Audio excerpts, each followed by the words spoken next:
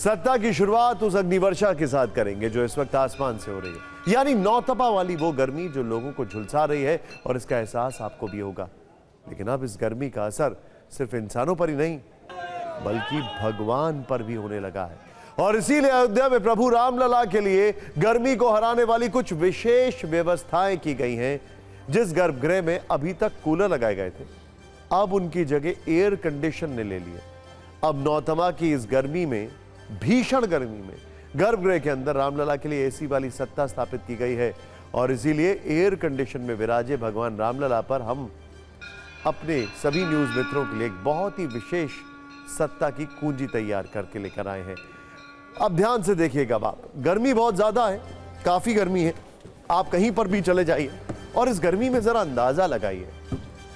नेता तो नेता, जो जनता नेताओं को सुनने आती है उसका क्या हाल होगा। लेकिन ध्यान से देखिएगा आप, देश के कई शहरों में पारा 45 डिग्री के पार हो गया है।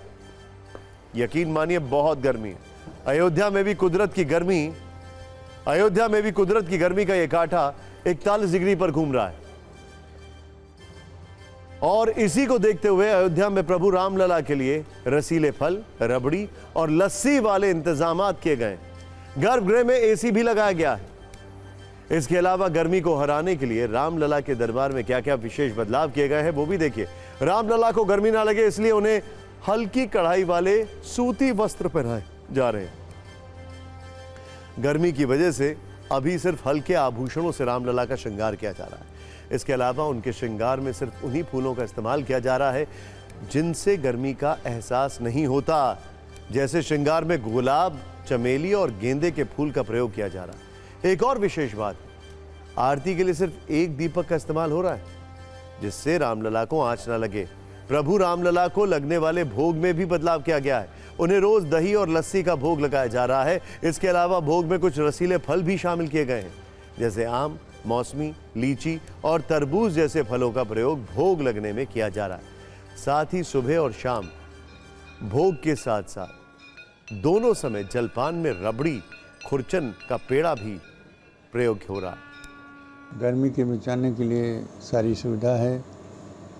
एक तो जो आरती किया जाता था बत्ती से, उसको शीतल आरती किया जाता है।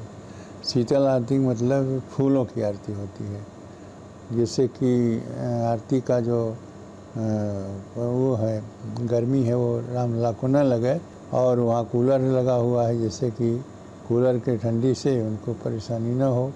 एसी लगी है, एसी है, जैसे एसी के और कूलर सब व्यवस्थित है, जिससे भगवान के लिए कोई भी परेशानी, हमारे रामलला छोटे हैं उनको कुछ ऐसा न हो। ये सारी सुविधा देख करके किया जाता है, जैसे रामलला हमारे गर्मी का प्रभाव जो उन पर न लगे, ऐसा है।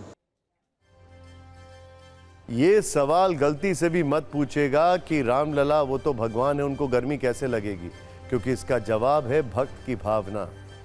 बस इतना सोच लीजिए।